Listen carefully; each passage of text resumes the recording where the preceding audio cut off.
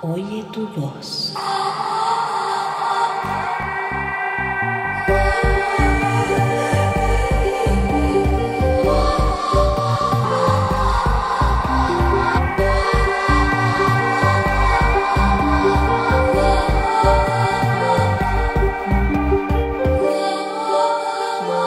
Muy Oye tu buenos días, muy voz. buenas tardes o muy buenas noches, dependiendo del lugar en donde se encuentren. Este es el podcast Oye tu voz. Este programa está patrocinado por el Centro Profesional de la Voz, CEPROVOZ, y la Asociación Internacional de Profesionales de la Voz, Vibra. La producción está a cargo de Lilian López. Estamos en el 20º programa, estamos de celebración.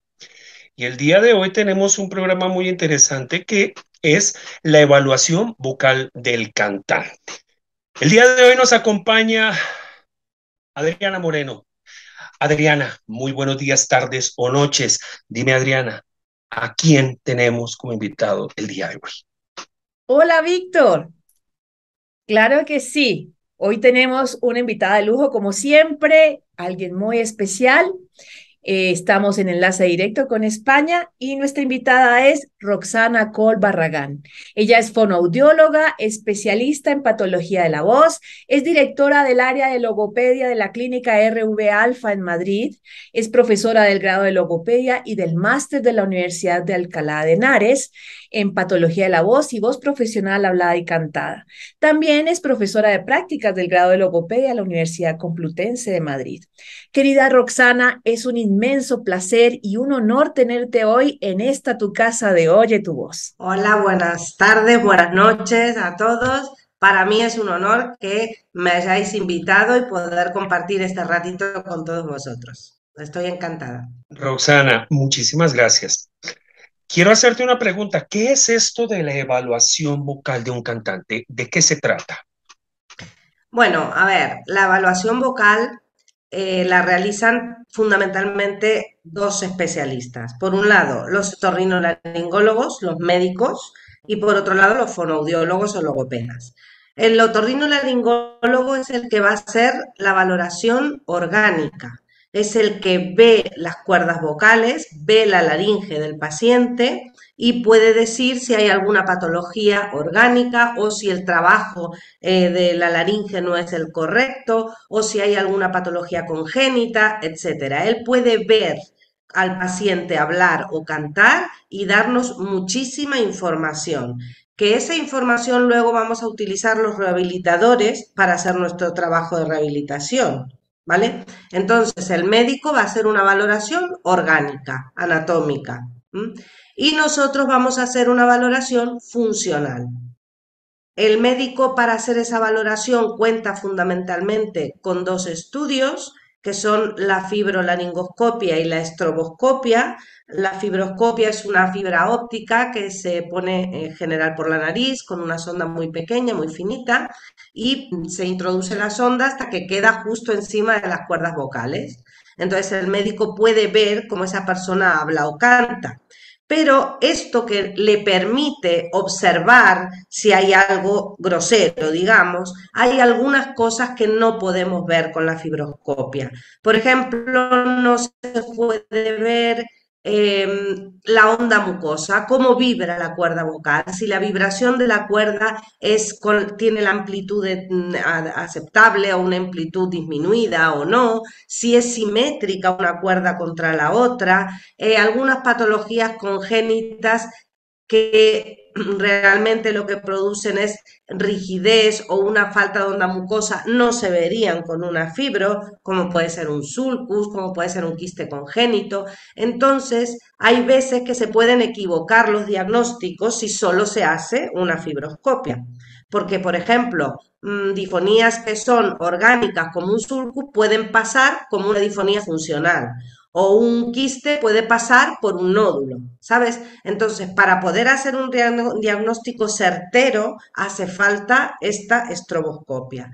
De hecho, el Comité de la Sociedad de Foniatría Europea recomienda hacer en todas valoraciones de la voz, hacer una videoestroboscopia dentro de los estudios que recomienda la sociedad, ¿no? Entonces me parece muy importante porque desgraciadamente no todos los médicos tienen acceso al estroboscopio en la actualidad, por lo menos en España. Entonces muchas veces tenemos diagnósticos que no son los adecuados y nos vemos trabajando una temporada con un paciente que vemos que a lo mejor no evoluciona como nosotros esperamos y resulta que es que el diagnóstico no estaba bien, ¿no? Hay que derivarlo otra vez y pedir una estroboscopia. Y luego nosotros haremos una valoración funcional, tanto de la voz hablada como cantada. O sea, vamos a observar y escuchar al paciente y podemos describir cómo es su comportamiento vocal y poner en palabras lo que oímos y vemos de su voz y de cómo habla. Podemos hacer una descripción del perfil vocal de ese paciente. No, sí. Yo te Sí, quería preguntar espera. algo que nos dicen mucho y es, ¿cuáles son las patologías más comunes en los cantantes? Mira, no son iguales en los cantantes líricos o clásicos de los cantantes populares, porque las necesidades de unos y otros son distintas y la formación en general también lo es.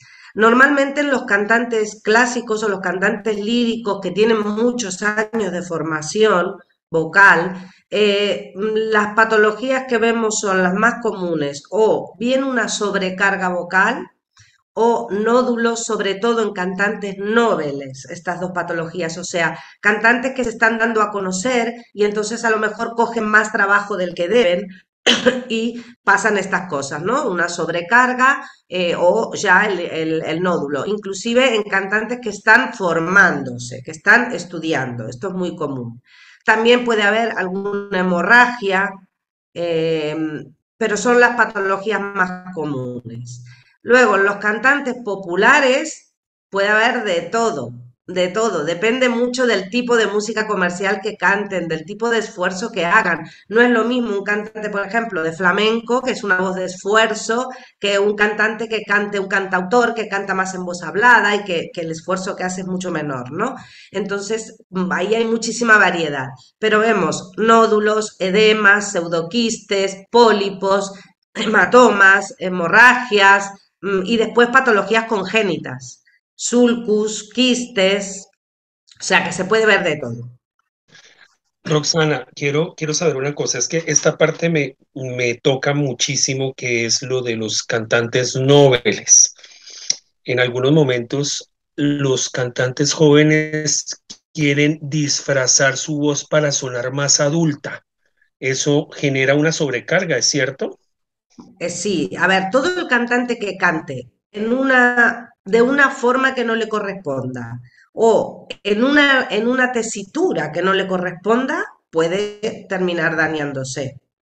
Entonces, cantantes que a lo mejor quieren cantar en un registro que no les corresponde. Mira, te voy a dar un ejemplo. Yo tenía una chica, una paciente que la habían operado de un pólipo muy grande y yo la vi después de operada, ¿vale? Y entonces ella venía diciéndome que su voz que le habían dejado después de la cirugía no era su voz, que era muy aguda, que ella cantaba jazz y blues y que con esa voz de pito que le habían dejado no podía cantar.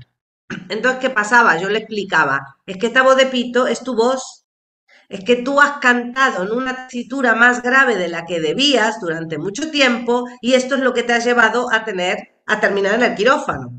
Entonces, tienes dos opciones, o adaptas tu voz de pito, que es tu voz, a lo que quieres cantar, o cambias de estilo musical a algo que se adapte más a tu voz. Pero es que uno se ve limitado por la anatomía que tiene. No somos todas las mujeres sopranos ni todos los hombres tenores, porque esto depende de la musculatura, de lo que dé de sí se elongue y se acorte ese músculo. Entonces esto nos limita, con lo cual todo el mundo debiera de cantar dentro de esas posibilidades reales que tiene desde el punto de vista orgánicas. Esto me envía también a otra pregunta. En el caso de los imitadores, las personas que realmente utilizan su voz de otra manera que no es la de su naturaleza, ¿hay alguna dificultad que se presente comúnmente con ellos? Sí, mira, tanto los imitadores como también mucha gente que hace doblaje, etcétera, son gente que tienen una fortaleza muscular y ligamentosa que les permite hacer ese virtuosismo. No todo el mundo puede imitar a otros y no todo el mundo puede ser acróbata de circo, es que es lo mismo. Los acróbatas de circo tienen una flexibilidad muscular y ligamentosa que les permite hacer esa hazaña. Pues en este caso es igual.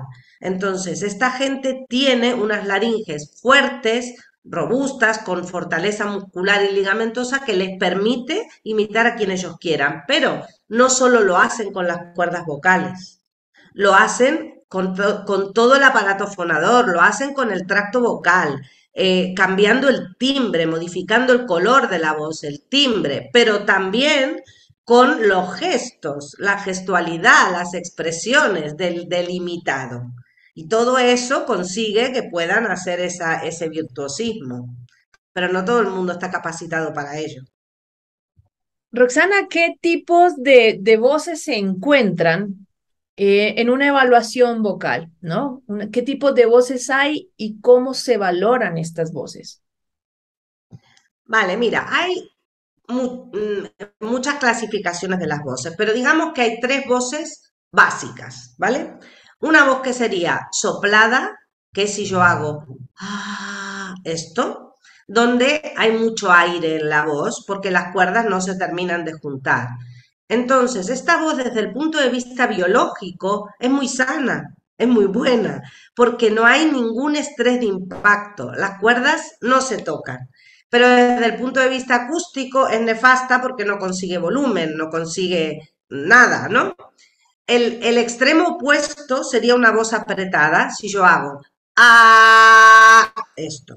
Esto acústicamente es muy bueno porque consigue mucho rendimiento, ¿vale? Pero biológicamente es nefasto porque hay mucho estrés de impacto entre las cuerdas. Las cuerdas se juntan con más tensión muscular de la que deben. Y esto, el aumento del estrés de impacto, es la causa de casi todas las patologías benignas de la laringe.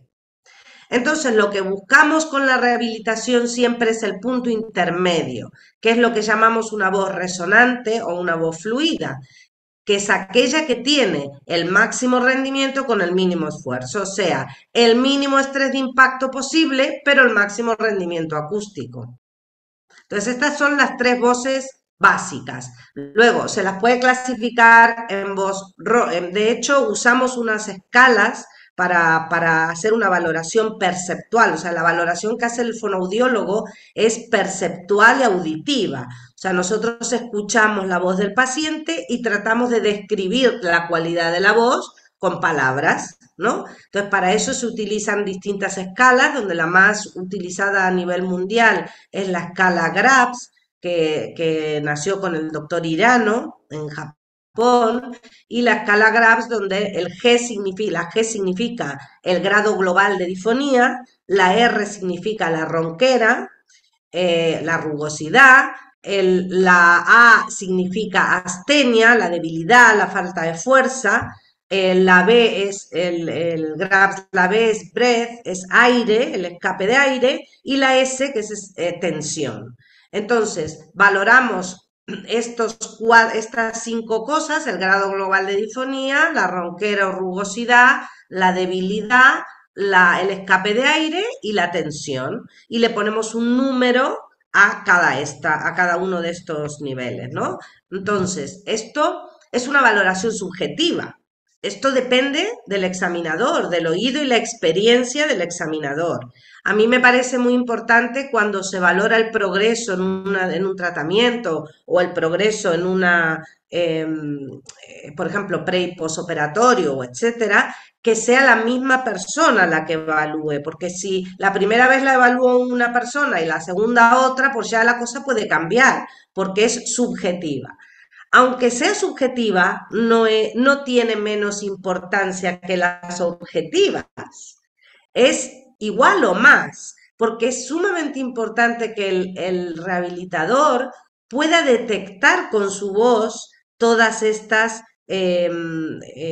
alteraciones de la voz del paciente. Si yo hago un estudio acústico de la voz con un ordenador y me lo da todo hecho y yo no soy capaz de percibir estas perturbaciones con mi oído, yo no voy a poder ayudar a esa persona, y mucho menos si es un cantante.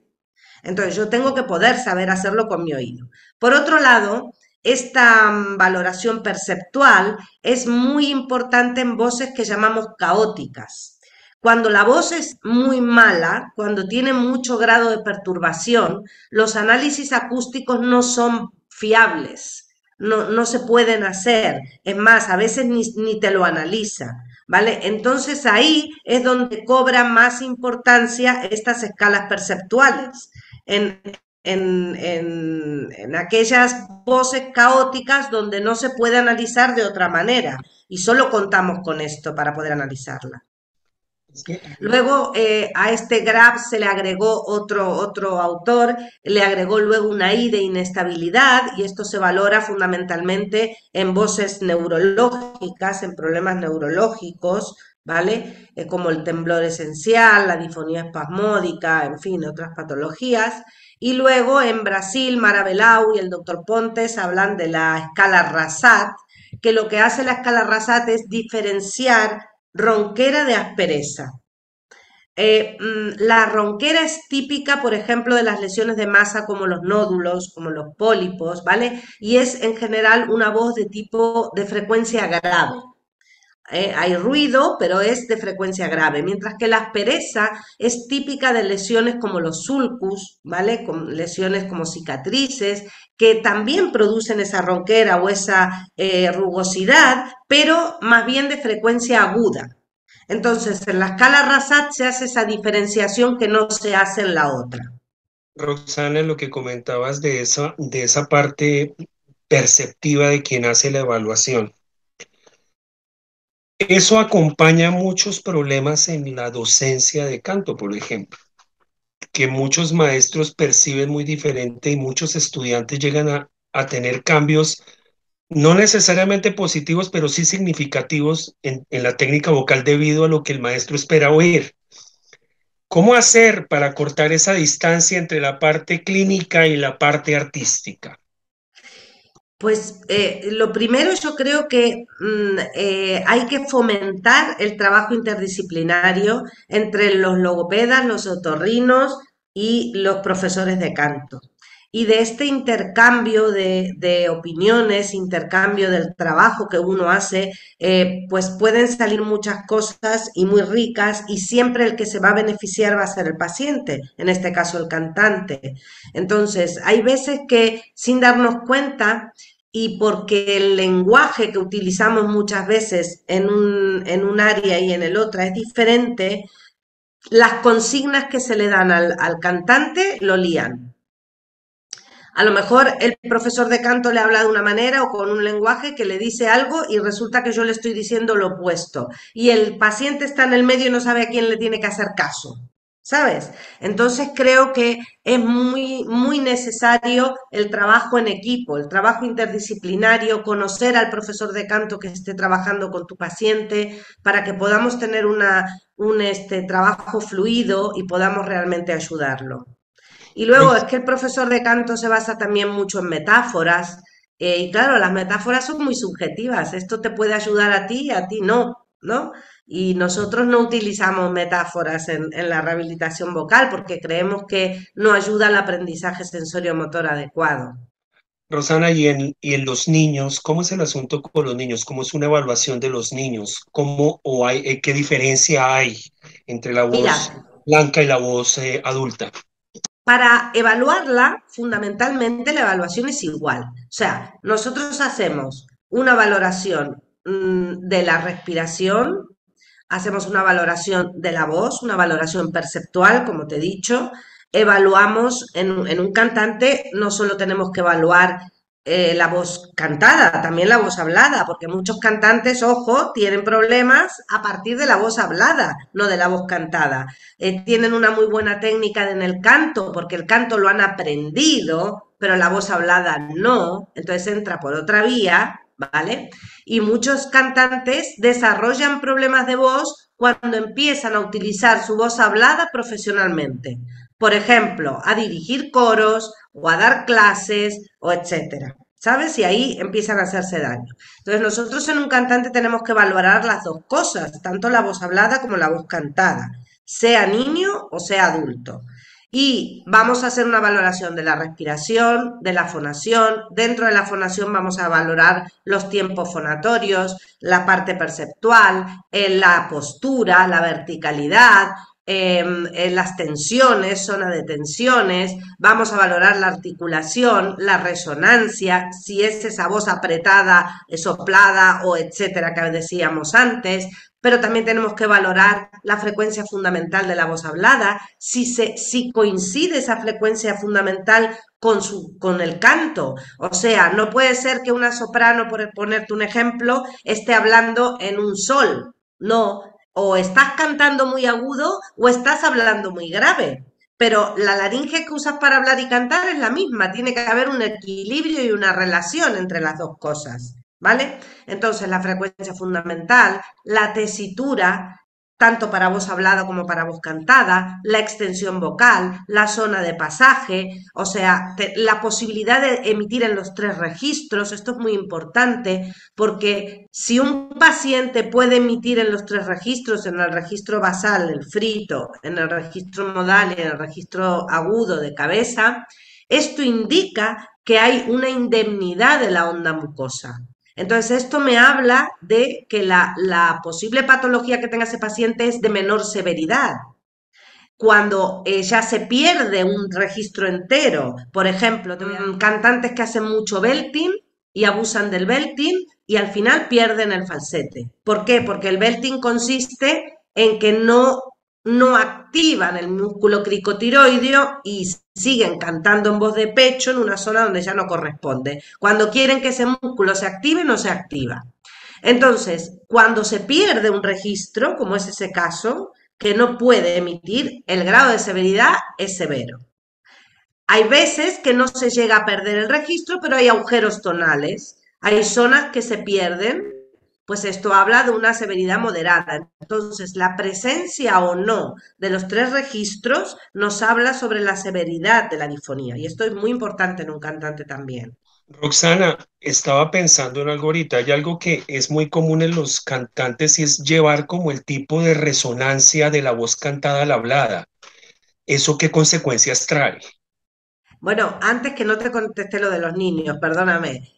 Lo de los niños lo vamos a valorar igual que en el adulto. Vamos a hacer las mismas pruebas. Lo que pasa es que tenemos que tener en cuenta que el niño es una laringe que está en vías de desarrollo, ¿vale? Y que se llaman voces blancas porque todos tienen la misma tesitura, la voz de una soprano más o menos, ¿no? O sea, niños o niñas no hay diferencia porque es una laringe en desarrollo, ¿vale? Esto es lo que tenemos que tener en cuenta. En cuanto a todos, adultos y niños, también es muy importante tener en cuenta si hay diferencias significativas entre la voz coloquial y la voz profesional. Y ahí entra tu pregunta. O sea, es muy común ver cantantes líricas, sobre todo mujeres, que hablan ahí en la voz de cabeza como si fuera, pues, que es horrible, ¿no? Horrible. Bueno, es que no podemos hablar igual que cantamos, porque si hablan en la voz de cabeza, el músculo que está trabajando fundamentalmente es el cricotiroideo. Y en la voz hablada debe trabajar el músculo tiroaritenoideo. Entonces sí puede tener consecuencias. Puede tener las consecuencias de que pierda tono muscular el músculo tiroaritenoideo, ¿comprendes? Entonces es muy Es que importante ver si hay diferencias significativas entre la voz normal, coloquial, y la voz profesional. Y si hay diferencias significativas entre la voz hablada y la voz cantada. en los hombres es muy común engrosar la voz muchas veces, sobre todo las voces baritonales y de bajo, las oscurecen demasiado a tal punto que parece que todo fuera un recitativo infinito. Eso también trae consecuencias, me imagino. Bueno, ¿tú te refieres a la voz hablada o cantada? O sea, que la voz hablada Es que, la es que lo que agravan pasa, a o lo la que voy es esto, a oscurecen. veces hay personas, no sé por qué toman esta decisión, que todo el tiempo se cargan toda la formación que utilizan resonancial para cantar, la llevan al hablar. Es decir, yo barítono.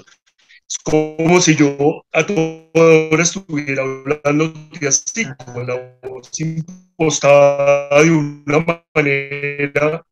¿Eso qué consecuencia puede traer? A ver, eso obliga a tu... Y ese movimiento vertical es sano.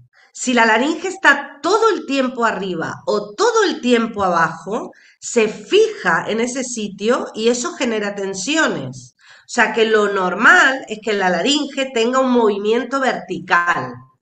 ¿Vale? Que no solo va a depender del habla o del canto, sino también de las funciones fisiológicas que haga. La laringe cuando bostezamos baja, cuando tragamos sube, tiene que tener ese movimiento vertical y tiene que tener flexibilidad, ¿vale? Entonces, si todo el rato estás con la voz ahí abajo porque estás oscureciendo el sonido y estás haciendo que tu laringe se quede abajo del todo el tiempo, es igual de malo que si todo el rato estuviera arriba. Pero Roxana, no solamente es la laringe, porque igual hay un movimiento laríngeo que es muy de estabilidad para cantar. Y lo que más funciona serían los resonadores, ¿cierto? Yo lo que he notado es que muchos profesores les dicen a sus alumnos que tienen que hablar unos tonos más arriba para mantener el registro. Eso me ha llegado mucho a consulta, ¿no? Y justamente hablo mucho de lo que tú estás diciendo en este momento, porque empiezan a tener problemas en otras cosas y los registros también se empiezan a quebrar de esa manera. Empiezan a tener unas fijaciones que no deberían estar y ya cuando empiezan a trabajar todas sus áreas ya no lo van a tener. Y me dicen, no, es que mi maestro me dijo que tenía que hablar aquí, hola, ¿cómo estás? Porque tengo que desarrollar la voz aguda y se la pasan todo el rato trabajando no solamente la laringe, sino todo el tracto y impostando la voz de una manera que abren todo el tracto y mantienen la apertura y eso ya genera unas tensiones inmensas, no solamente en todo el tracto, sino en la misma cara, en la postura, en todo. Y eso, por ejemplo, genera muchos problemas. Y yo también quería decir algo respecto a las voces sopladas. Algo que también sucede en las voces sopladas es que la cuerda se arquea. Entonces, voces muy jóvenes empiezan a tener un arqueamiento de cuerda. Y ahí es como si se les envejeciera la voz, ¿no?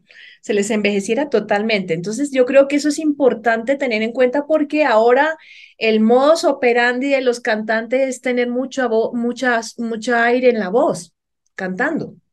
Entonces, creo que todas esas cosas y esas mañas hay que, hay que darlas a conocer porque realmente no benefician en nada lo que es el aparato vocal y la voz misma, ¿no? En la voz de la música popular es excesivo aire y en la voz lírica excesivo volumen. Eso es lo que estoy notando ahora.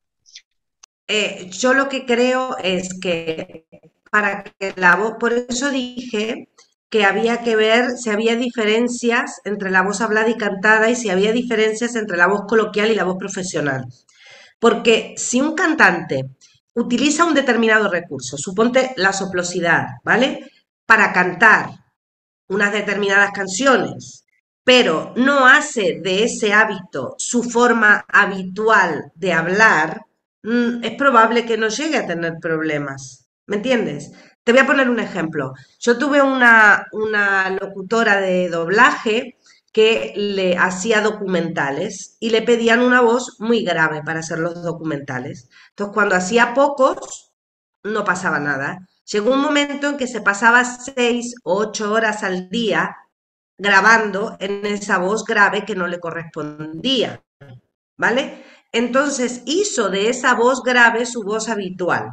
Y ahí es cuando desarrolló patología. Un profesional de la voz, como un cantante, un actor, etcétera, tiene que poder hacer diferentes recursos estilísticos, como puede ser una voz soplada, una voz más ronca, quebrada, etcétera. El problema viene cuando se abusa de esos recursos estilísticos y se hace la única forma de voz de cantar.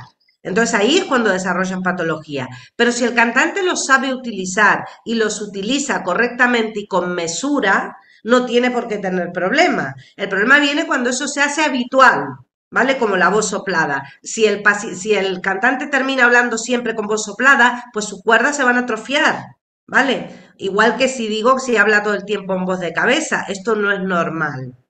Entonces, tiene que haber, para que todo el sistema funcione, tiene que haber un equilibrio entre esto y esto.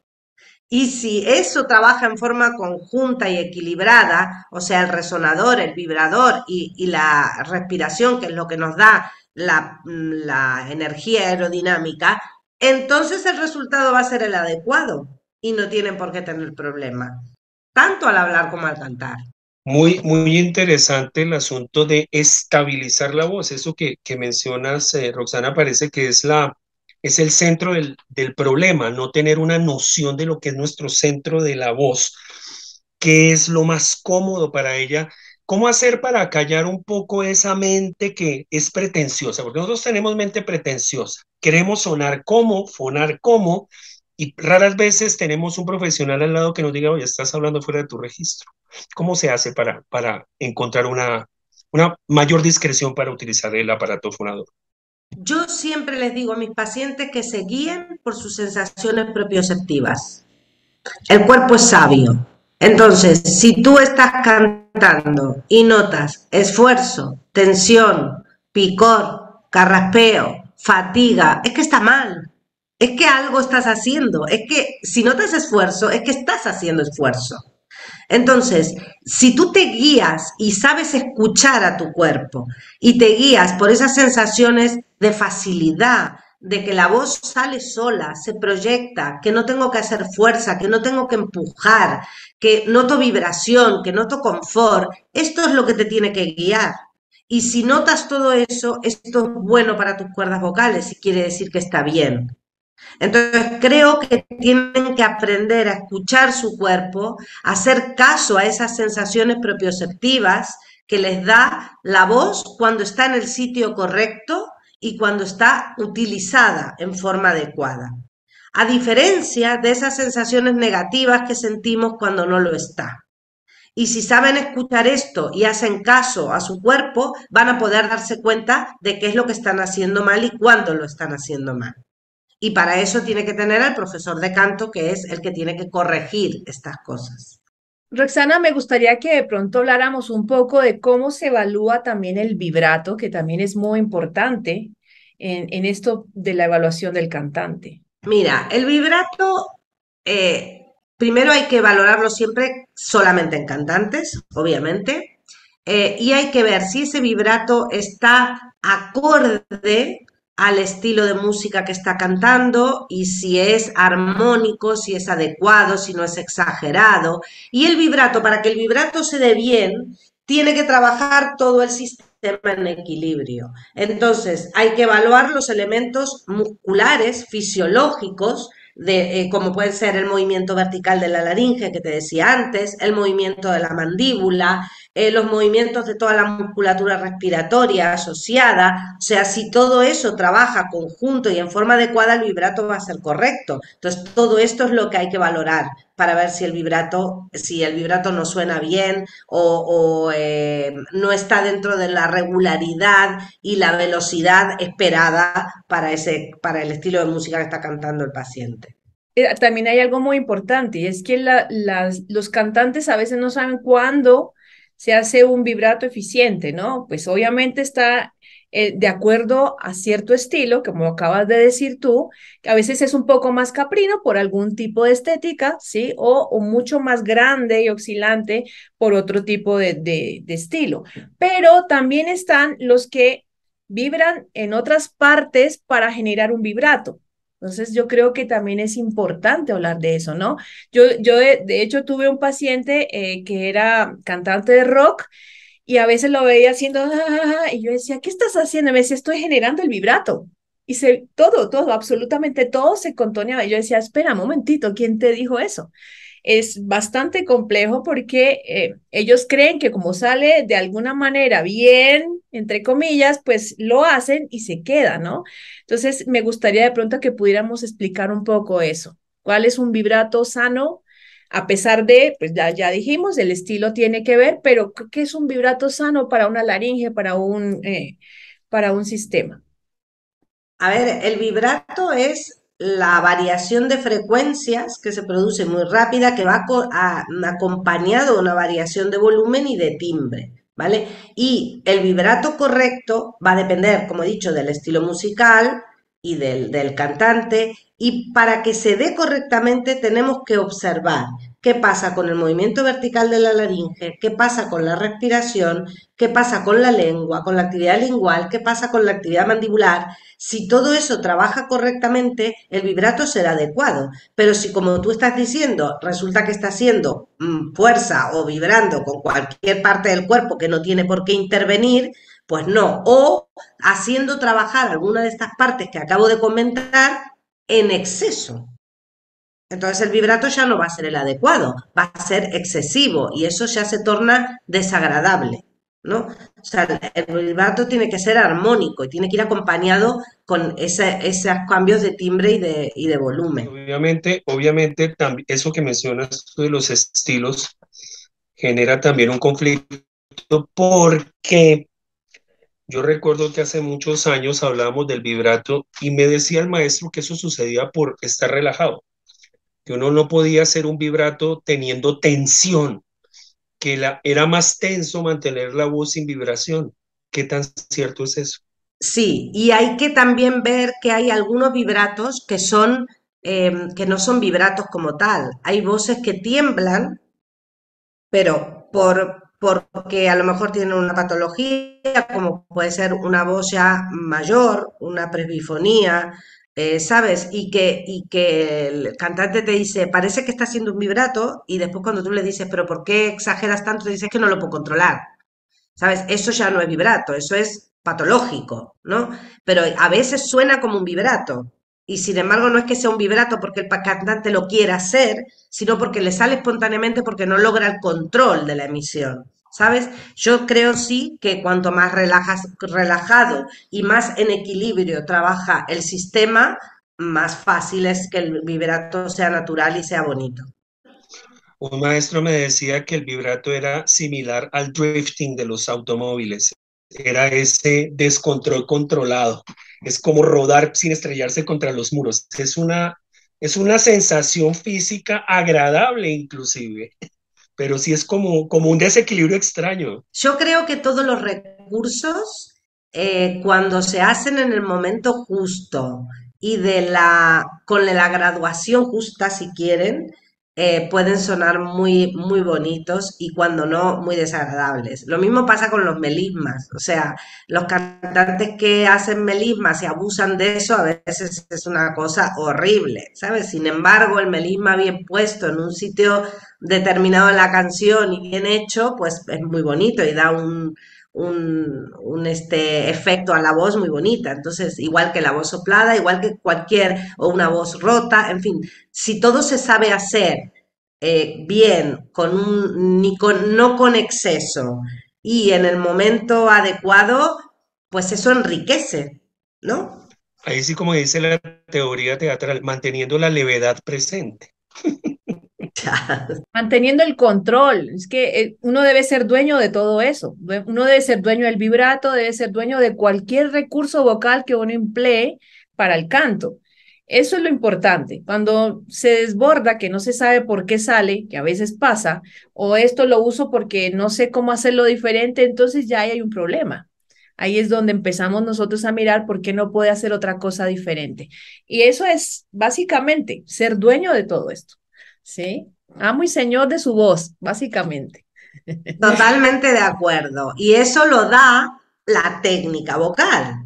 O sea, los cantantes que no han tomado una clase de canto en su vida y que, bueno, porque tienen oído, porque vienen a lo mejor familias de cantantes, hablo de la música comercial, ¿no? En general.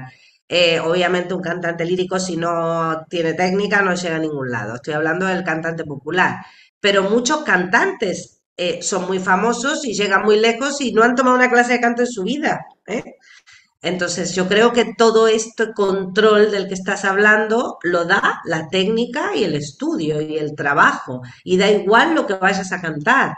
desde aquí, invitar a toda la gente que quiera cantar que aprenda a cantar, que tome clases de canto, que todo se aprende. Y cuanto más se aprenda y mejor control tenga de todo lo que quiera hacer, primero más rica será su voz, más variaciones podrá poner, más sana será su voz. Hay algo que yo Eh, siempre les digo a mis alumnos y pacientes, y es que cantar bonito no es sinónimo de cantar eficiente y bien, porque hay gente que se le escucha muy bonito, pero resulta que tiene todas las tensiones del mundo, ¿no?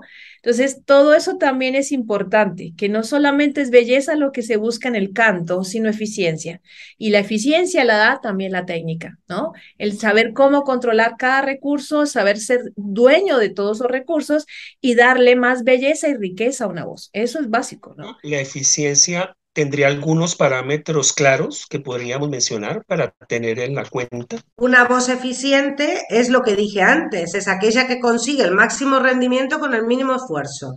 Esto es una voz eficiente, tanto en el canto como en el habla. A veces pasa lo siguiente, que es que muchas personas van a clase de canto o a clase de voz y se imaginan que es solamente sacar esta parte del cuerpo y moverla, como si no estuviera vinculado hasta cómo te paras. Muchas veces las voces están atadas a un cuerpo rígido. Las clases de voz que se tienen en la actuación son tremendamente físicas, son altísimamente físicas. He notado una gran diferencia entre el trabajo de la voz actoral y el de la voz cantada por la poca movilidad en que ponen a los cantantes en la voz cantada. ¿Por qué será eso? Bueno, porque yo creo que el actor tiene que trabajar fundamentalmente con su cuerpo.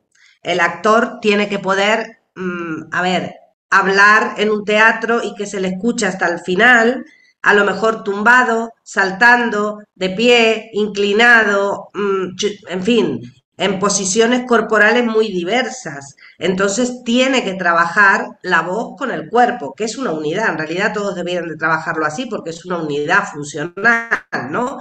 Pero en el caso del actor se tiene más conciencia de esto y por eso se trabaja más con los alumnos de teatro, porque fundamentalmente ellos se expresan con el cuerpo. Entonces tienen que trabajar cuerpo y voz. Y creo que los cantantes que se dedican a la parte de ópera, donde sí existe una parte escénica, también tienen un poco de trabajo corporal, ¿no? O debieran de tenerlo. Pero estoy de acuerdo contigo que se le hace poco caso en el caso del canto y que la voz es, mira, es que en la voz interviene prácticamente todo el cuerpo. Todo el cuerpo. O sea, desde el cerebro, porque el sistema nervioso central, central y periférico, el sistema endocrino, las hormonas, el sistema auditivo, el oído es el que controla y modula nuestra propia voz, la laringe, la boca y todo el tracto vocal, boca, faringe, todos los órganos fonoarticulatorios, la respiración y la postura. ¿Por qué? Porque dijimos antes que la laringe tiene un movimiento vertical y para poder desenvolver ese movimiento vertical sin tensiones necesita de una posición vertical del cuello, la cabeza y la columna, porque esto está metido aquí colgando en el cuello. Para que esto pueda desplazarse, tiene que haber una verticalidad adecuada en el cuerpo. Entonces, todo el cuerpo interviene cuando hablamos o cantamos. Obviamente la tonicidad muscular no se gana con solo pensarlo, es que ahí también hay muchas dificultades de muchas voces que son un poco débiles y es porque su cuerpo también lo es. Hemos escuchado a veces cosas tan extrañas o tan estrambóticas como decir que no haga natación si es cantante, porque usted va a dañar la voz. O sea, hay un poco de mitos alrededor de mover el cuerpo para ciertos cantantes. ¿Por qué de decirte, Roxana, si hay un lugar mítico lleno de mitos es el mundo de los cantantes? Sí, y sobre todo con los cuidados de la voz. Bueno, el cantante que un día se tomó un whisky y ese día cantó que te mueres, se va a tomar un whisky cada vez que vaya a cantar. Por mucho que tú le digas que el whisky es malísimo para la voz, porque reseca, produce reflujo, etcétera. Pues, pero es que el día que se tomó el whisky a lo mejor se desinhibió un poquito y ese día cantó que te mueres. Pues ya está, va a cantar con el whisky toda la vida. ¿Sabes? Es así. Pero bueno, eso entra dentro de lo esperable, ¿no? De lo normal. Yo conocí a algunos que decían que se comían una manzana antes de cantar, porque la manzana les hacía bien. Bueno, pues mal no te va a hacer, pero de ahí a que te haga bien, pues no hay ningún estudio científico que avale esto, ¿no? Pero en fin, pero sí, hay muchos mitos, efectivamente. Y en cuanto a la tensión muscular, por supuesto, la tensión de todo el cuerpo influye también en la tensión de la laringe, en la tensión de los órganos fonoarticulatorios, en la tensión de la voz. Es que todo está relacionado. Si una persona aprieta los dientes y tiene bruxismo y está con las mandíbulas así, pues si yo estoy hablando así, no genero una cavidad de resonancia adecuada. Entonces, ¿cómo voy a cantar o a proyectar mi voz si estoy con la boca cerrada y las muelas juntas? O sea que esa tensión mandibular va a influir inevitablemente en mi voz y así con el resto del cuerpo. Todo es una unidad funcional. Realmente muchas veces que he trabajado la voz desde la parte actoral y también en la parte de canto, nos hemos dado cuenta que cuando el cuerpo se cansa, funciona mejor. Cuando usted cansa el cuerpo primero, como que no tiene forma de hacer tensión porque va a buscar una relajación. Y como que el cuerpo se libera en muchos casos y los actores parlantes o los cantantes actores encuentran como cierta ubicación, como que desprenderse del cuerpo de la calle que viene del tráfico, de los problemas, esa parte previa a ejercer la acción escénica, es necesario romperla físicamente, porque si no, también el cuerpo va a tomar lo que le pasó en el día. Es que es increíble cómo el cuerpo tiene memoria y cómo afecta a nuestra voz. Por supuesto que afecta las emociones la voz, o sea, todo el estrés afecta a la voz porque la voz existe fundamentalmente para transmitir lo que sentimos, no solo para transmitir conocimientos o pensamientos. Con la voz reímos, con la voz lloramos, con la voz tú escuchas a alguien conocido que te diga hola nada más por teléfono y sabes si está contento, deprimido, si le pasó algo, tuvo un problema, sin verle la cara y solo con que te diga hola. O sea, está íntimamente vinculado a las emociones. Y entonces el estrés es una emoción negativa que lo que produce es tensión y rigidez. Y si hay tensión y rigidez, también le va a afectar a la voz y va a producir tensión y rigidez, lo que estábamos hablando ahora, ¿no? Entonces es muy importante que estos cantantes hagan algún tipo de trabajo de relajación o corporal, ¿no? Lo que quieran. Tú decías de la natación puede ser un ejercicio buenísimo. Ahora, a lo mejor hay otros ejercicios que no son buenos para la voz, sobre todo en determinados momentos.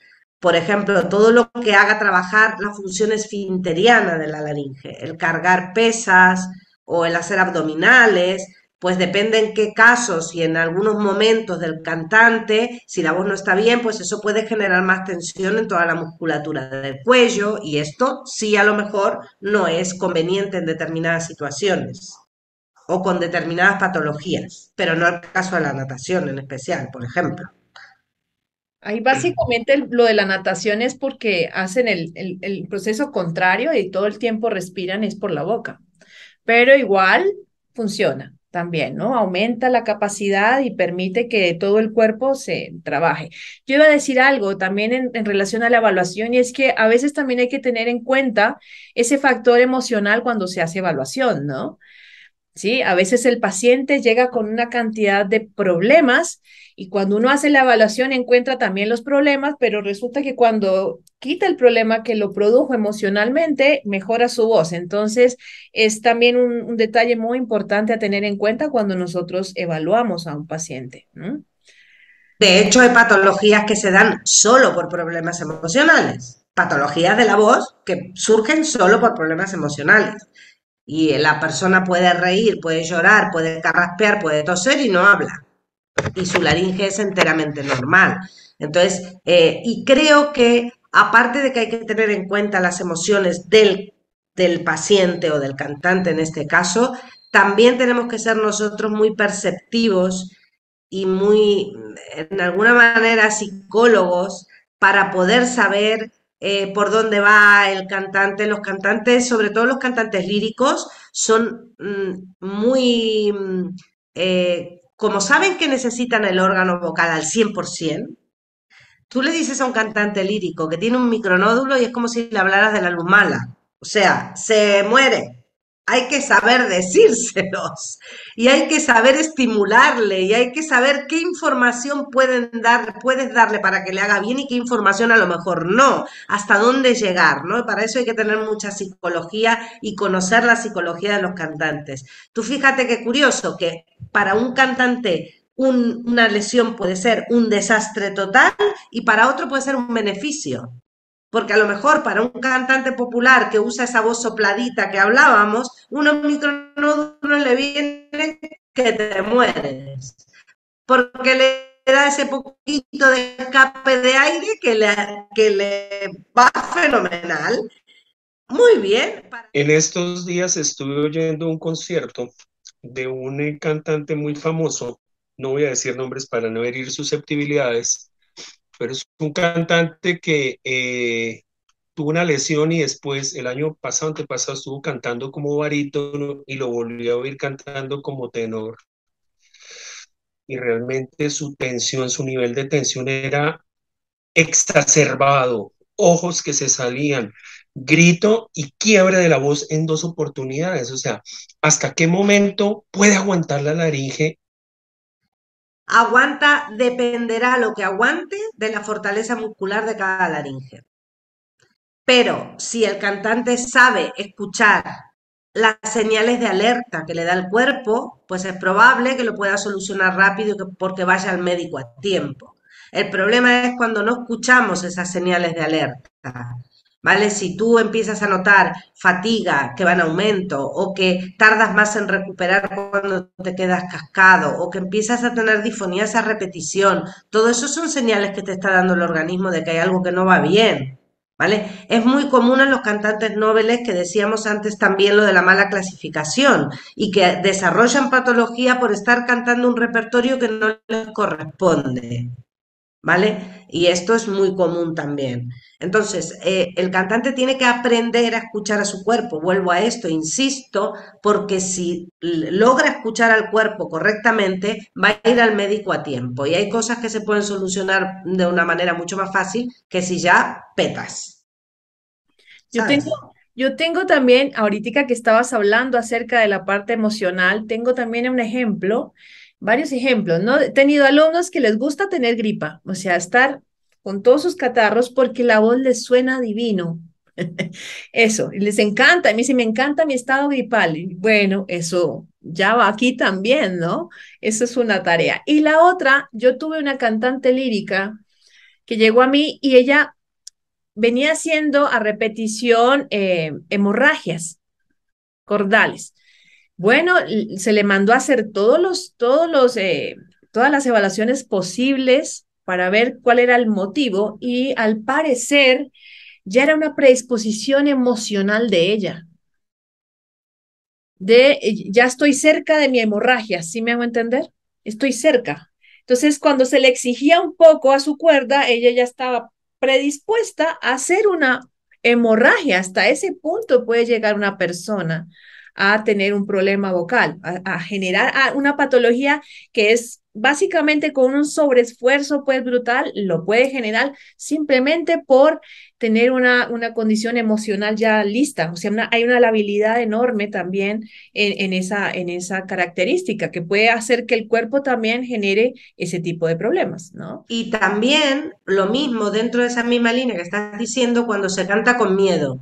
El miedo es muy mal consejero porque una cosa es tener cuidado y respeto a tu aparato fonador y otra cosa es miedo. Y cuando cantan con miedo, esto lo que hace es generar tensiones, ¿sabes? Porque tú por no hacer fuerza, pues al final lo que haces es ponerte rígido y tensar todo. Y entonces esto no es un buen consejero el miedo. Y muchos cantantes que han tenido patología o que a lo mejor los han operado y cantan con miedo, esto es un desastre, porque genera muchísimas tensiones. Y eso es Mira parte que de cada día, en eso, ¿no? Nos pasa, a mí por lo menos me pasa cada rato. Cuando llegan, que han sido operados, empiezan con el miedo y uno cuando les exige, no, no, no va y sea. Entonces uno ya se da cuenta, tiene uno que ir por otro lado hasta que lo logran vencer, pero sí es una condición muy, pero muy normal, ¿no? Que pase. Bueno, o sea, ahorita, por ejemplo, en estos días estuve cantando y me dio como mal de altura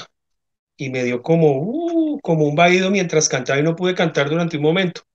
Me tocó sentarme porque no tenía como sangre a las piernas y pude cantar sentado tranquilamente y me preguntan, pero ¿cómo le hizo? Le dije, pues es que eso es técnica. Si no tuviera técnica no podría hacerlo. Definitivamente no. Pero así, o sea, el pánico también minimiza a la medida que haya ensayos. El pánico minimiza a la medida de tu certeza técnica. Lo que pasa es que justamente sucede que cuando uno va a ser evaluado, la laringe se cierra. Cuando uno está en una cosa como demasiada tensión, justamente de esperar demasiado de uno o querer satisfacer demasiado, nos vuelve rígidos. Entonces, como que cierta despreocupación que le da a uno con los años de decir, bueno, soy humano, puedo colapsar, entonces no voy a matarme. Entonces, como que uno dice, vamos a irnos a la técnica porque definitivamente hoy no estamos para jugar con... El whisky antes de cantar. Exacto, exacto. Te faltó, Héctor, el whisky. Lo voy a pedir en la próxima función. Y después nos van a decir que dijeron en Oye Todos que hay que tomar whisky. No, No, por favor, como no. Roxana estaba diciendo las cosas, el último que conocimos, que fue el de las papitas con mayonesa, que uno dice, vea, pues, le funcionó. He escuchado. ¿Conocías ese, Roxana, antes de cantar No. papitas? Sí, un cantante con el que hablamos nos comentó que eso le servía a él y nosotros, bueno, perfecto, ¿eh? Sí, es que este mundo de los cantantes tiene sus cosas bien extrañas, uno, bueno, Sí, por eso, porque un día habrá cantado fenomenal después de las papas y entonces va a comer papas siempre, porque se cree que esto es lo que le va a dar la ligereza. Pero bueno, de esto se escuchan cosas muy raras, ¿eh? Sí. Bueno, Roxana, ha sido realmente un inmenso placer haberte tenido acá, ha sido muy, muy enriquecedor y pues no sé si de pronto Víctor tenga alguna otra pregunta para poder cerrar nuestro programa. para mí ha sido, igual que para ti, Adriana, un enorme placer contar con la presencia de Roxana en nuestro 20º programa. Solo nos resta, pues, darte un agradecimiento enorme y avisarte que esta es tu casa. Cualquier cosa que nos quieras contar a razón de la voz, estamos prestos a tener una discusión y, quién sabe, compartir saberes, que de eso se trata este podcast. Pues yo encantada de haber estado con vosotros. Por supuesto, contar conmigo las veces que queráis y si tengo algún tema así interesante, digo, mira, los voy a llamar a Adriana y a Víctor y encantada de la vida. Estos intercambios son sumamente ricos y el intercambiar opiniones, sobre todo con otros profesionales, como en el caso que nosotras somos fonoaudiólogas y tu cantante, pues esto es súper enriquecedor y a mí me encanta. Así que muchísimas gracias por haber pensado en mí y nada más. Y un honor haber estado Bueno, en el 20 programa. ajá, bienvenida siempre, Roxana. Bueno, Muchas entonces gracias. a todos nuestros televidentes, muchas gracias por haber asistido a nuestro 20º programa, que esta vez estuvimos hablando sobre la evaluación vocal y otras cosas más. Este programa ha sido patrocinado, nuevamente voy a decir nuestros patrocinadores, el Centro Profesional de la Voz en ProVoz y la Asociación Internacional de Profesionales de la Voz, Vibra. Mi nombre es Víctor Borges. Les doy muy buenas tardes. Denle clic a la campanilla para tener actualizaciones. Por aquí en algún lado debe aparecer en donde. Queden pendientes de este programa. Este es Oye tu voz. Oye Chau, tu chau. voz.